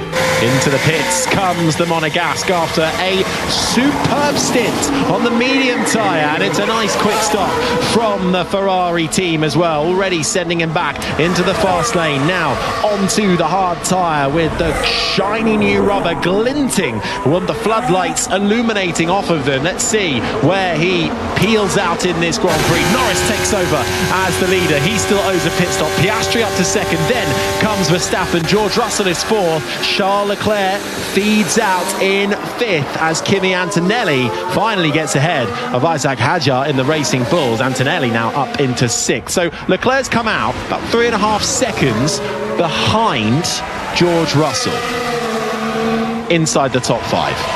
Yeah, so I think that he is in the conversation for a podium as long as he can get a move on and get after George Russell. It all depends on what Lando Norris can do now in the lead of the race and what he can do on the medium compound tyre. The interesting thing for me though is Piastri, if he gets up to the back of Lando Norris, what do McLaren do then? Do they immediately box Norris to get him out of the way so that it leaves Piastri to win the race, or do they let them, you know, fight and effectively take time away from each other? Surely you can't let them scrap it out on the track on running two different strategies as well. I think Piastri should inherently be quicker, but let's see, at the moment he is 3.1 seconds behind his teammate Lando Norris, who leads this Grand Prix, making his way through the right-hander that feeds you out of the first chicane, getting so close to the exterior wall on the left-hand side as he then makes his way down towards the left-hander of turn 4, curves right through 5 and 6 where he crashed yesterday in qualifying, slings you through 7, 8 and 9 speeds of over 200 kilometers an hour as you're making your way, sliding your way through the first sector. Norris 3.4 seconds ahead.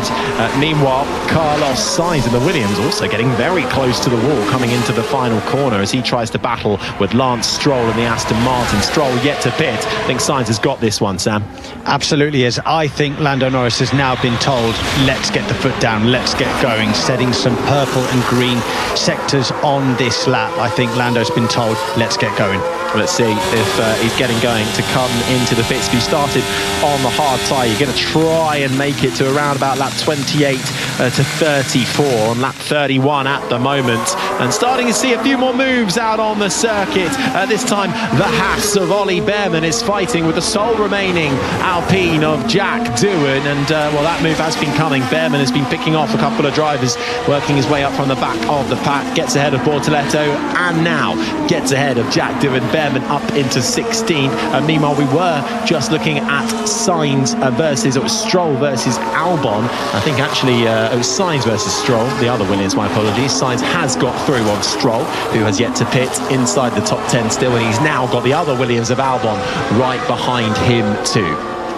So when Lando Norris pits, he's going to come out about, unless there's a safety car and he can pit then, in which case he'd clear Russell and Leclerc.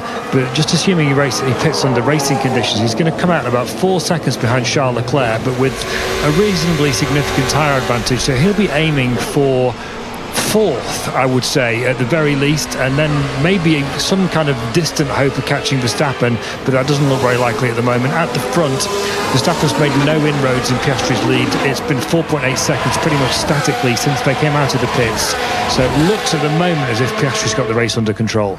I looked at a little bit of the data that Formula One supply you after qualifying, and the predictions were that a smooth race for Lando Norris would see him work his way up into 4th place. The issue will be is that they predict he will get stuck in a bit of a DRS train as well to try and contend with that. But so far we have seen some decent moves out on track as we're under the lights on the shores of the Red Sea in Saudi Arabia at this Jeddah Corniche circuit. Norris leads, yet to pit.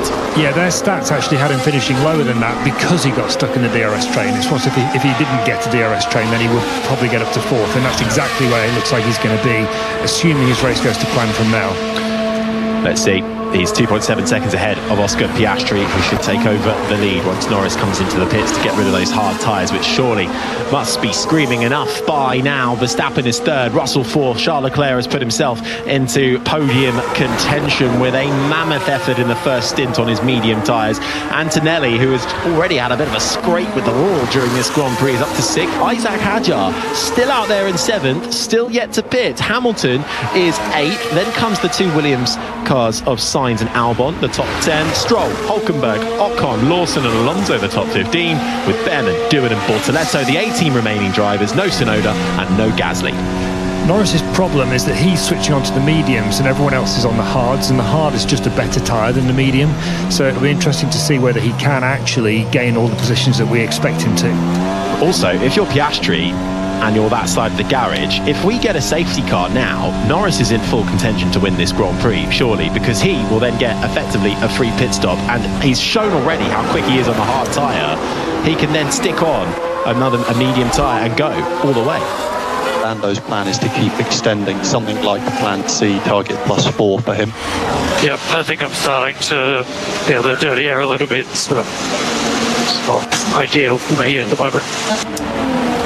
Not ideal for Oscar Piastri to be continuing to be stuck behind Lando Norris. The gap is about 2.5 seconds at the moment, Sam. Yeah, anywhere within 2.5 seconds of another Formula One car, you start to feel the front to swash away. You don't have that purchase into the ground from the aerodynamics like you would if you had, let's call it, the clean air. Right now, 2.3 seconds behind his teammate Lando Norris.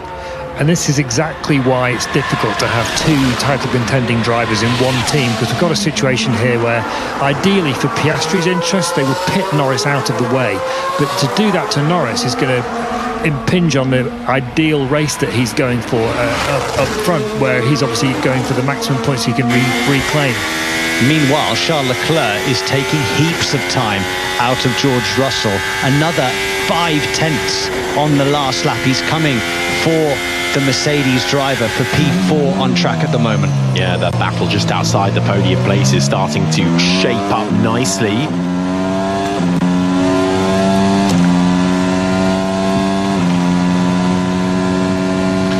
Lap 34 of 50, just about to give an update into 5 Live. Norris leads, Piastri second, Verstappen third, Russell fourth, with Charles Leclerc inside the top 5.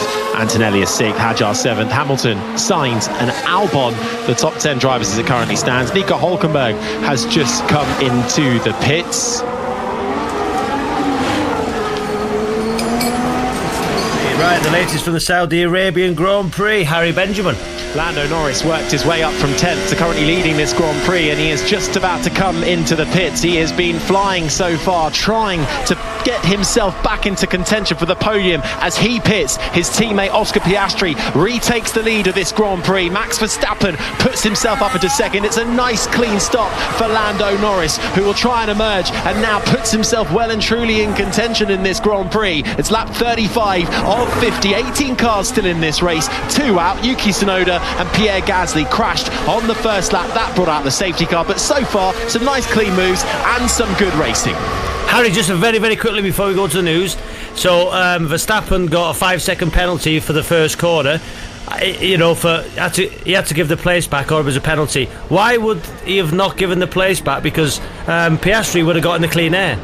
He would have done, and that's exactly why Verstappen didn't do it. He would rather leave the stewards to make that decision and give Verstappen the opportunity to make up the time on the track. He was given that 5-second penalty by the stewards. He has to serve that at his first available opportunity. That was in his first pit stop. He did do that, and that is what's seen him fall behind now into second. He's 4.5 seconds back from Oscar Piastri, but it was Verstappen cutting the corner and holding the lead as a result, so it was a slam dunk penalty. Just to update you where Norris came out, by the way, he's now in 5th after his first pit stop on the quicker medium tyre. So it's going to be a really crucial moment now in this last part of the Grand Prix. Lap 35 of 50. Thank you so much, Harry.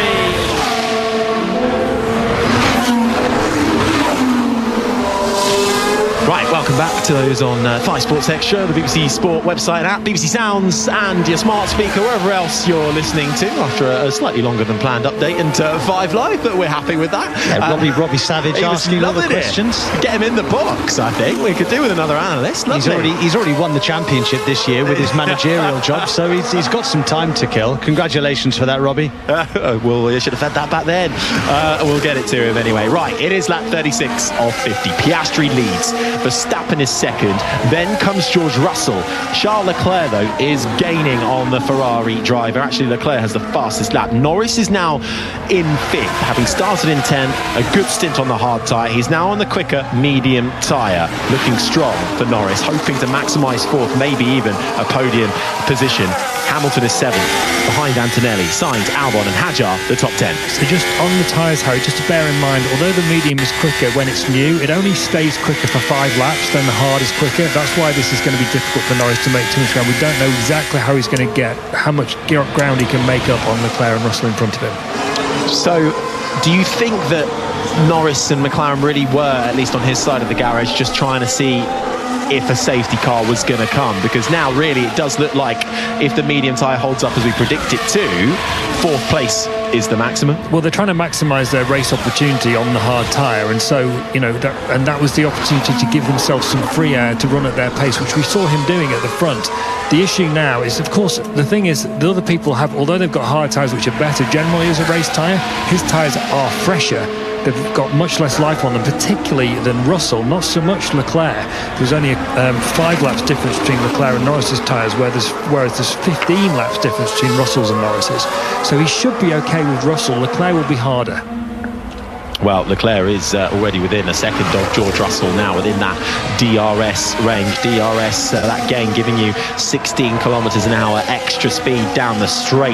That's 0.6 of a second that equates to. So Leclerc trying to hone in on the British driver. They're making their way currently down through turns 10, 11 and 12 as Leclerc through the left-hander, just focusing on gaining a little bit more track on Russell ahead. I mean, he's now within DRS range of George Russell. I think this move is imminent from Charles Leclerc. He's been working his way gradually over the last 4 or 5 laps, 3/10 here, 4/10 there on the young Englishman, and I think it's only a matter of time now. George Russell, though, could potentially be Lando's best friend by holding Charles Leclerc up for just a couple of laps to make Lando's life a little bit easier on getting to the back end of this scrap for 4th place.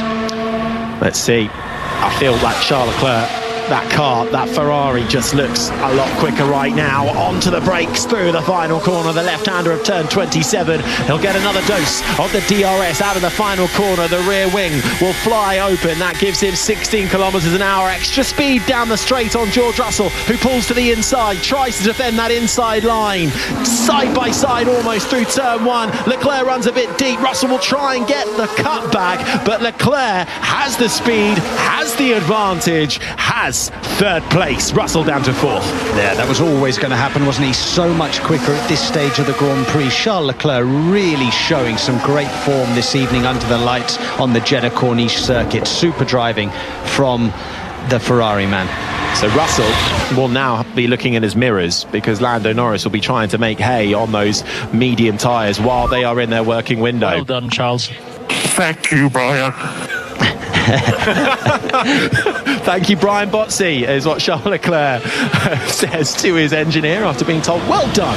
I suppose it's always nice to get a well done from your engineer for a nice move, Sam. It's always very nice, and Lando Norris is indeed eating away at George Russell as well, over a second a lap at the moment. But as we've said, that medium compound tyre will degrade quite quickly very soon.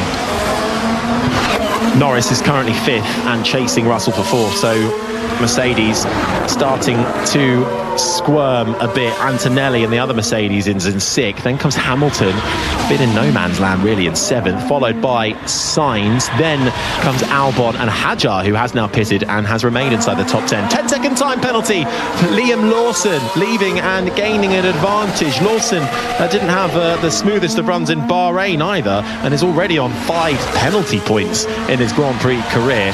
So right now he is always on the edge of his penalties. Lawson's 11th, 11th, Stroll 12th, Alonso, Ocon, Behrman the top 15, Bortoletto is 16th ahead of Nico Hülkenberg. Jack Doohan is now 18th and last, having pitted for a second time. No Yuki Tsunoda in the Red Bull, no Alpine of Pierre Gasly. They crashed together on lap 1. That brought out the safety car. They are no longer in this race. Piastri, lap 39 of 50, leads. Here he is. It's like a red flashing light on a balcony into Saint-Jean. It's really annoying. It's identical to a red flag. Copy, will report. Wow. You can really spot these things on night races. I've been in Austin for a World Endurance Championship race, and I could always see a light that looked like a flashing, like a safety car warning light, and it was really off-putting coming out of turn 1. And it's a similar thing to what Oscar Piastri has just reported. In the meantime, George Russell has actually just had a horrible lap, a 1:35.2, compared to Lando Norris doing a 1:32.1. That gap to Norris is now just about 2 seconds. So Lando Norris really eating up onto the back of George Russell. Just saw an overtake or more of a synchronized swap? I think you're being paranoid. The medium is never going to pass us. If you want me, I do it, but we have plenty of pace to put away now. We'd like first to get Alex in our DRS, and once in the DRS, we use our pace. Copy. So that was Carlos Sainz in the Williams being told that they like to have Alex Albon within a second of them and then start to exploit their pace.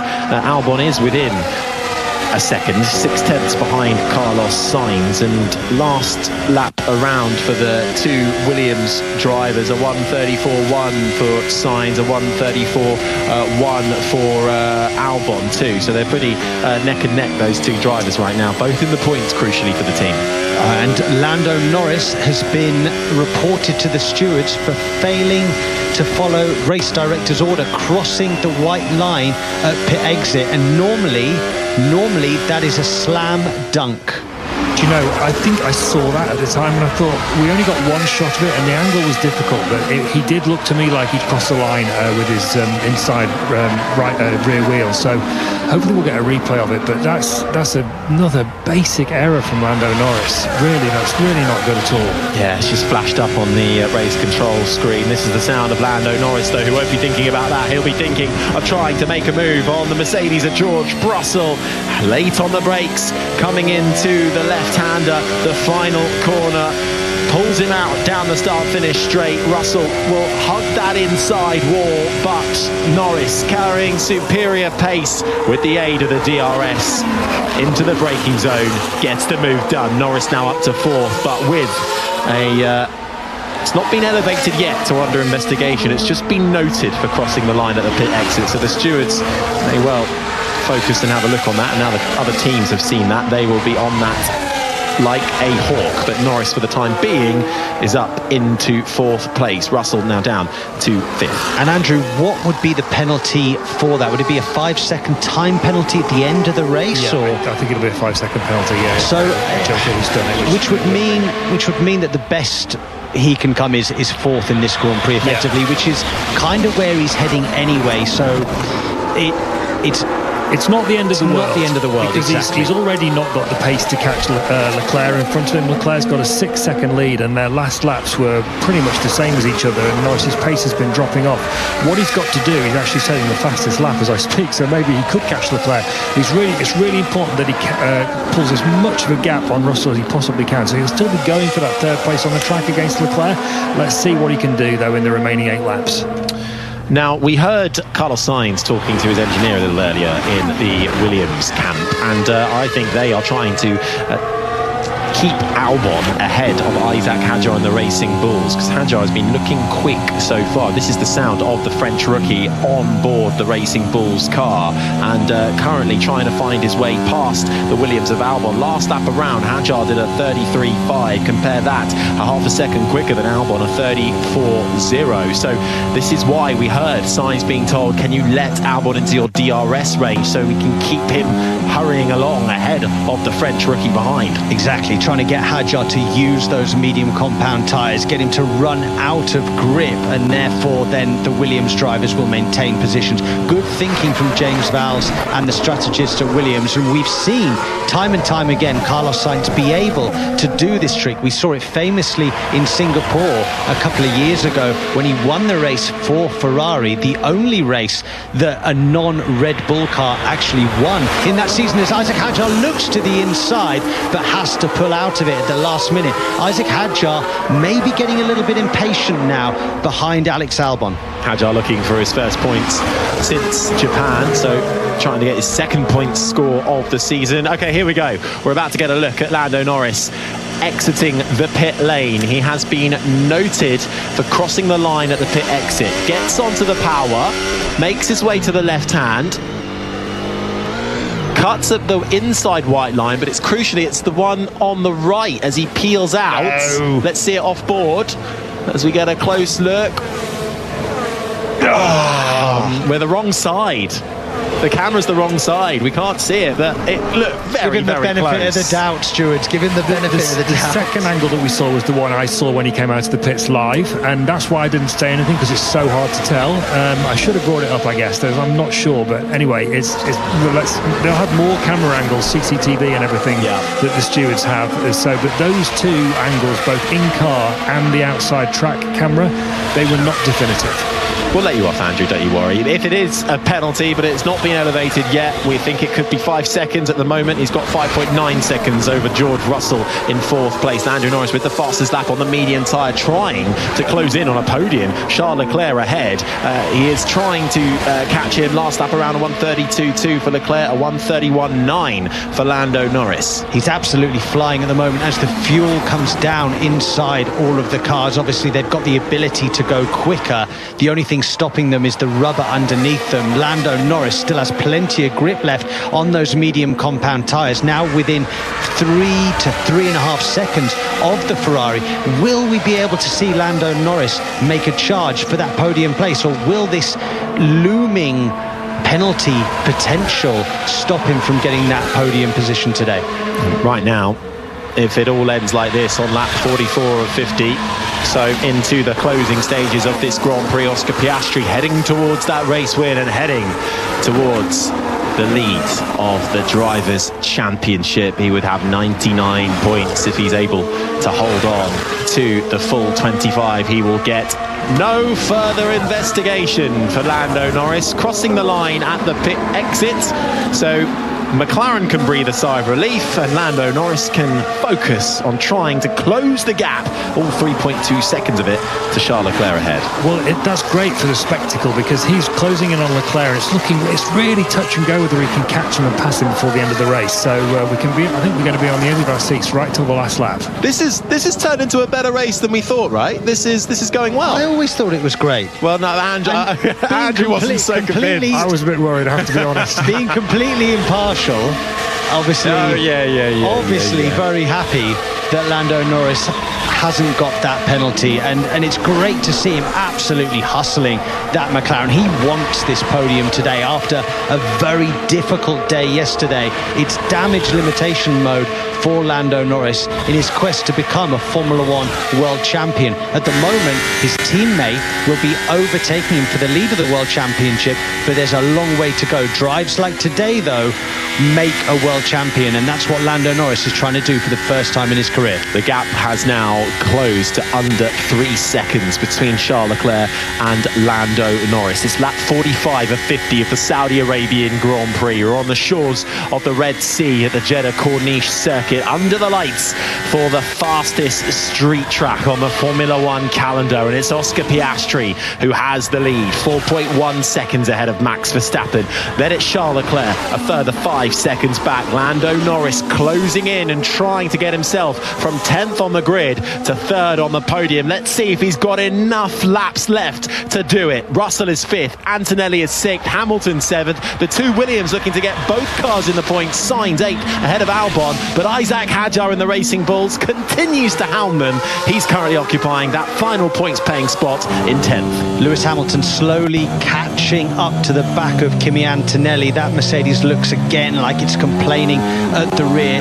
Lewis Hamilton, I think, again will be disappointed with his day's work, especially the fact that Charles Leclerc has been very, very fast and challenging for the podium all day long.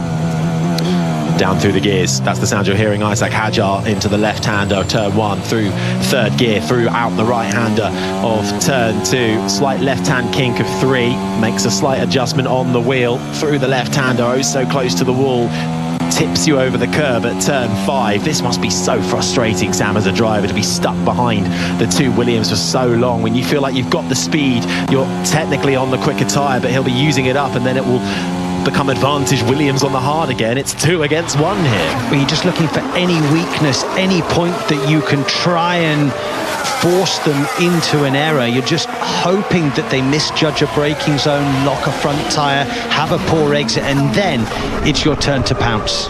Outside of the top 10, Liam Lawson is 11th. Here's Piastri's radio. Oh, man, I need to get out of the way.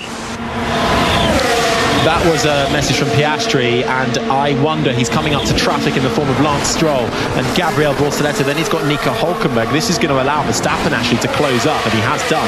3.3 seconds between Verstappen and Piastri, but Verstappen will face the same traffic. It's just about where you catch the cars, though. Meanwhile, Charles Leclerc is coming under more and more pressure. The gap now 1.8 seconds between himself and Lando Norris for the final place on the podium. It would be a brilliant recovery for Lando Norris if he is able to recover from 10th to 3rd in this race. It's lap 46 of 50.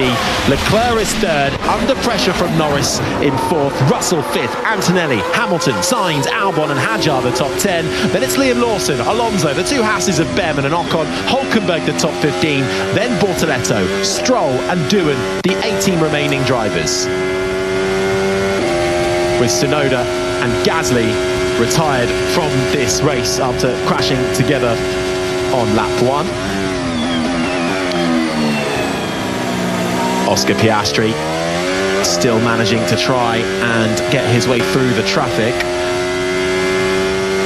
Looks like he's just about to get through on Bortoleto, but he is still stuck behind them. Meanwhile, Lando Norris is still hurtling down towards turn 1. Well, he's got 3 laps, hasn't he? 3 laps of qualifying pace now is needed from Lando Norris. We are just waiting to do an update into 5 Live, by the way, which will be in a few moments' time. It might catch us all by surprise, who knows? But we're on lap 47 of lap 50, 1.9 seconds, the gap between Charles Leclerc and Lando Norris. Meanwhile, Oscar Piastri has been on the radio complaining of traffic and having got by Stroll and Bortoleto.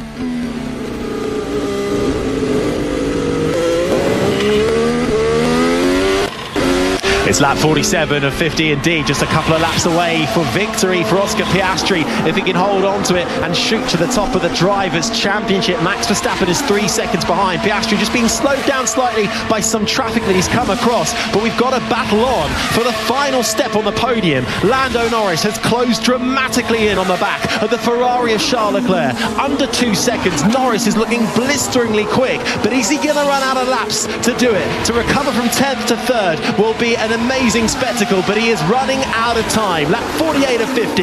It's Piastri, Verstappen, Leclerc, Norris, then Russell, the top 5.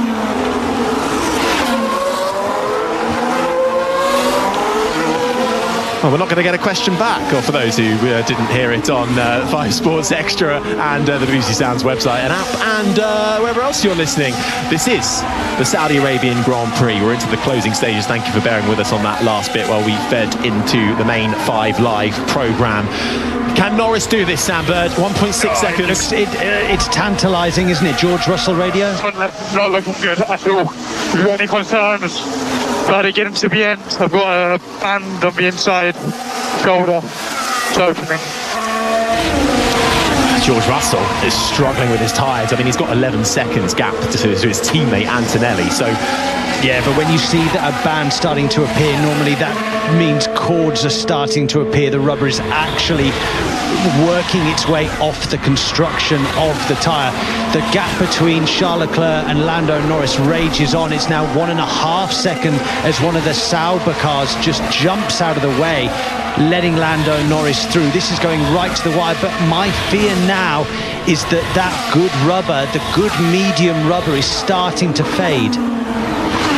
Russell's told no tyre concerns at the moment. Last lap around, Leclerc was bouncing back at 132, well actually last lap 132.6, Lando Norris at 132.1, so it's come back to Norris, but Leclerc is able to respond. The previous lap, they both managed to get through the Sauber of Gabriel Bortoleto fairly easily. Bortoleto actually just struggling to make turn one there in his Sauber, but they're both through. We're on the penultimate lap of the Saudi Arabian Grand Prix. Verstappen is 2.8 seconds behind Oscar Piastri, who will just hope to hold on for a couple more laps to seal yet another victory this season. Would be his third victory of the season and would take him to the top of the Drivers' Championship. Lap 49 of 50. Piastri, Verstappen, Leclerc, Norris petering out at about 1.4 seconds.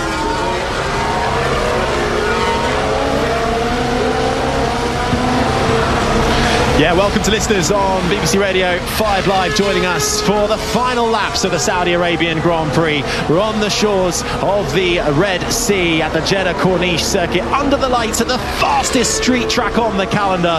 And Oscar Piastri, who started in second for McLaren, had a brilliant start, nearly had the lead going into turn one. It was Verstappen who had pole, the reigning champion in the Red Bull, but he cut the chicane in turn one and kept the lead. He was given a 5-second time penalty for that. He served it in his first pit stop, and Piastri was able to take the lead from there and hasn't really looked back. Verstappen is just a couple of seconds behind him now as they're cruising towards the checkered flag on this final lap. We were looking at a ferocious battle for the final step of the podium. An amazing first stint for Charles Leclerc on his medium tyres, putting him into that podium contention. The Ferrari driver currently lies third, but Lando Norris, crashing out in qualifying yesterday, had to do it all from 10th place in the middle of the pack at the start of these 50 laps, is in contention for the final podium, but he's 1.3 seconds back now. His tyres may have worn out and he is running out of corners to try and force the move. Russell is fifth, Antonelli is sixth ahead of Hamilton, Sainz, Albon and Hadjar. The top 10 in this Grand Prix, where 18 drivers still in. No Yuki Tsunoda and the Red Bull, who crashed out with Pierre Gasly, the old teammates, falling out in lap one. But it is Oscar Piastri who has driven a superb race. Once again, he has kept his calm, he has kept cool, making his way now towards the final lap, coming through turns 24 and 25. That left hand that arcs you round to the final corner. Oscar Piastri looking to take the lead in the Drivers' Championship, looking to take his third win of the season, looking for back-to-back Grand Prix victories. Oscar Piastri wins the Saudi Arabian Grand Prix and takes the lead of the Formula One World Championship. Max Verstappen finishes second. Charles Leclerc holds on to the final podium, for the final podium place for Ferrari. Norris with a huge recovery to fourth. Russell is fifth ahead of Antonelli, Hamilton, Carlos Sainz, Alex Albon gets a double points finish for Williams, and Isaac Hadjar rounds out the point scorers in 10th. Wow. What a race. I really enjoyed that, Harry. Really had everything. It had a brilliant first stint from Max Verstappen. Piastri controlling it so well in the second half of the race. Great to see Charles Leclerc on the podium and really wringing the Ferrari's neck, and what a drive back from Lando Norris. I think he nearly absolutely maximised everything he could today. I mean, a podium would have been the cherry on top of the cake, but to come through from 10th up to 4th is a good recovery drive and damage limitation from the McLaren driver. Yeah, holds on to, well, gets put down, but to second in the championship, just a couple of points clear of Max Verstappen. But Oscar Piastri, here he is, your race winner. Very well done. Lovely job, Oscar. Great work, mate. Really good. Well done, everyone. It was a little bit more difficult to start than I had hoped for, but very, very well done. Car was great. Dirty air, not so much, but I'm glad the dirty air is from lapping people. So well done, everybody. Massive 3 weeks, and let's keep it going. Got a lot of fun to have this year. Yeah, great job. A massive 3 weeks for Oscar Piastri. Third in Japan, the win in Bahrain, and a win in Saudi Arabia. Brilliant stuff for the Australian. Not bad, is it? Not bad for a young man. What can I say, mate? The well-executed race. Well done, guys. Yeah, I tried to give it everything I had. But yeah, it's what it is. We move on this weekend. There's been a lot positive for us, so well done. Yeah, well done, Max. That was good pace throughout the race. You finished 2.8 seconds behind Piastri. Obviously, that first corner we've all got opinions on, and good points today. So, but most importantly, very good pace. Yeah, exactly that. Well done, everyone. Never finished lower than second in Saudi Arabia. Well, he keeps that up, but felt like that was the maximum that Red Bull could have got today. It was the maximum. Even if he had swapped positions at the start, I think Piastri would have had enough to stay ahead anyway. The only way I think that Verstappen could have won actually is if he had let Piastri through, and Piastri had a weakish pit stop, which he actually did compared to Max Verstappen once they did the pit stop after the 5-second penalty. So it's a difficult one. I think Oscar was always going to win that race, but it could have been even closer had Max led him through after the turn 1-2 incident.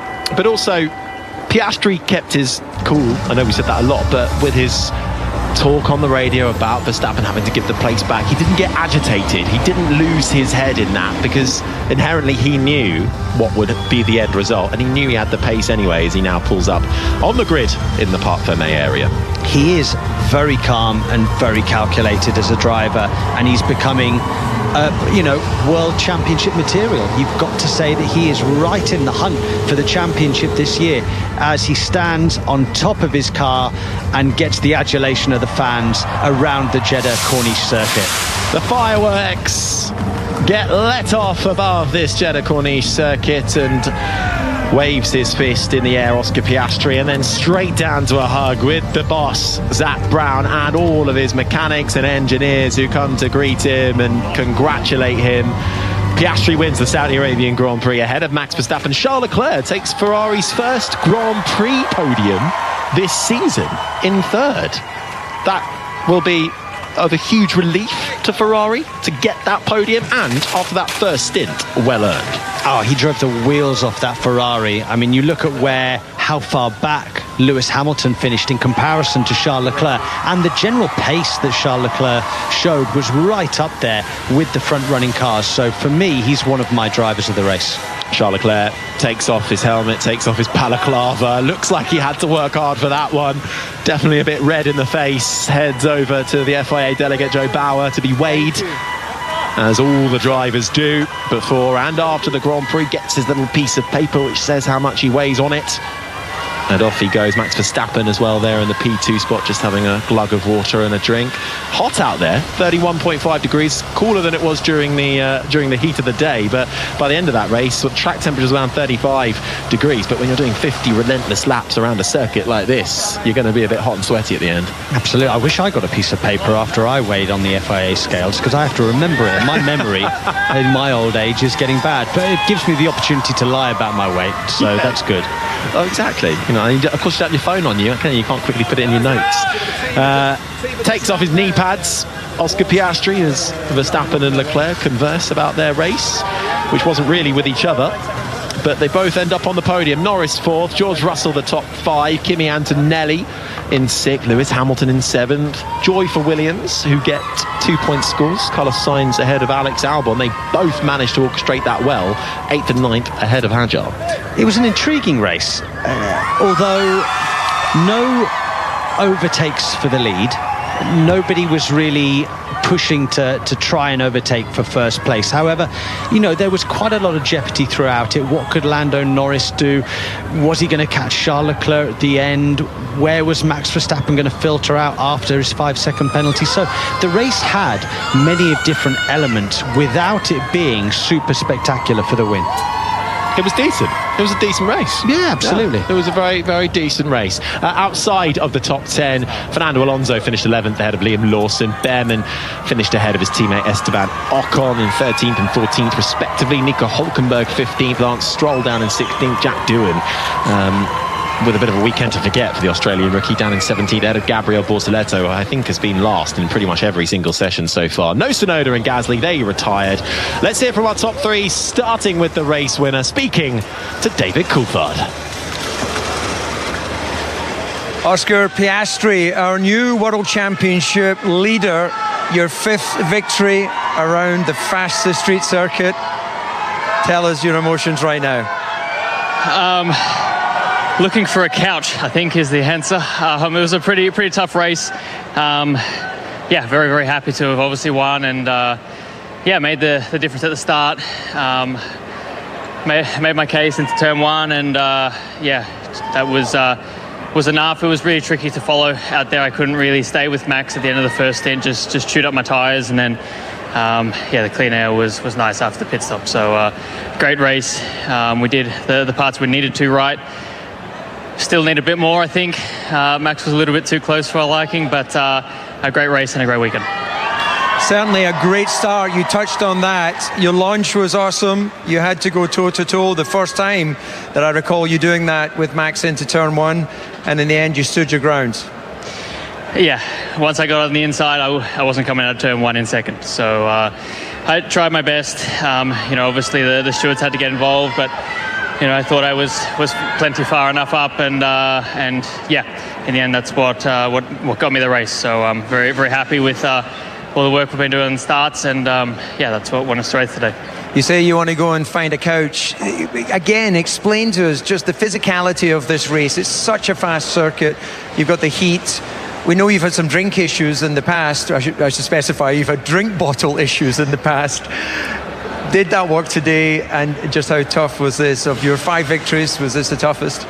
Yeah, that was one of our biggest upgrades this week, the drinks working. So, no, that was good. I got some fluids on board, which was nice, but it's always a tough race around here. It's a little bit later in the year this year as well, which I think it's a little bit warmer, a little bit more humid, and definitely one of the toughest races I've had in my career. So glad that I could come out on top in it.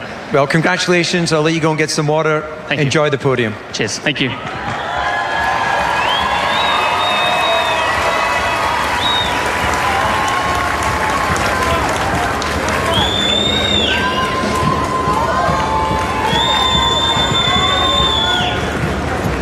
Max, well, you were close, but it all went away on that run to the first corner, or the run through the first corner. We have to start there. You were very clear on the radio that you thought the 2 cars were not going to make the turn. Stewards obviously saw it another way. Yeah, I'm going to keep it quite short. I just want to say a big thank you to the fans here in Jeddah. It's been a great weekend. I love the track, and the rest is what it is. I'm looking forward to Miami, so see you there. Thank you, Max.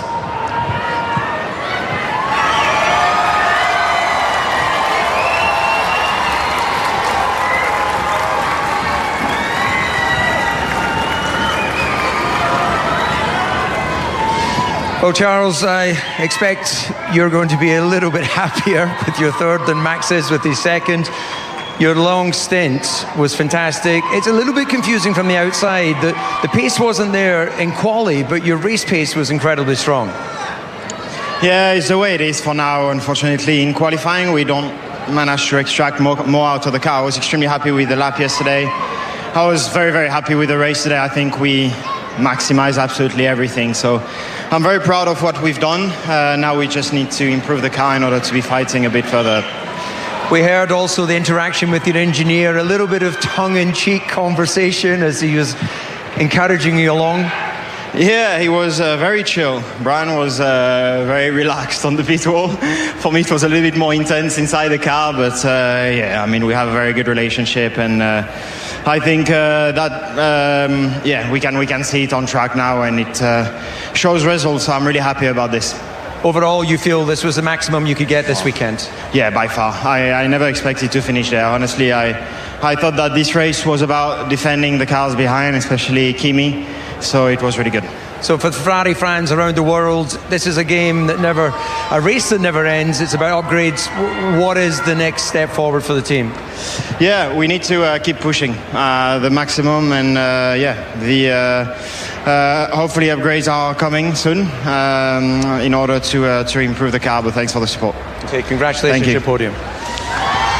And that is the Saudi Arabian Grand Prix, which finishes off the first triple header of the 2025 Formula One season. Oscar Piastri, your race winner, and now the leader in the championship. Max Verstappen second, Charles Leclerc third, with Norris and Russell rounding out the top five. My thanks to McLaren's Formula E driver Sam Bird and the BBC's F1 correspondent Andrew Benson. We will have a week off before we then head to Miami for the second of the sprint events as well. So that will be a fast and ferocious weekend too. Don't worry, we're going to be analysing all of this action as well in our Checkered Flag podcast, which will be a little later on today on BBC Sounds and wherever you get your pods from. We're going to hand you over to the British Aquatics team for live coverage at the London Aquatics Centre shortly. But for now, my thanks for joining us. This has been an IMG production for BBC Radio 5 Live.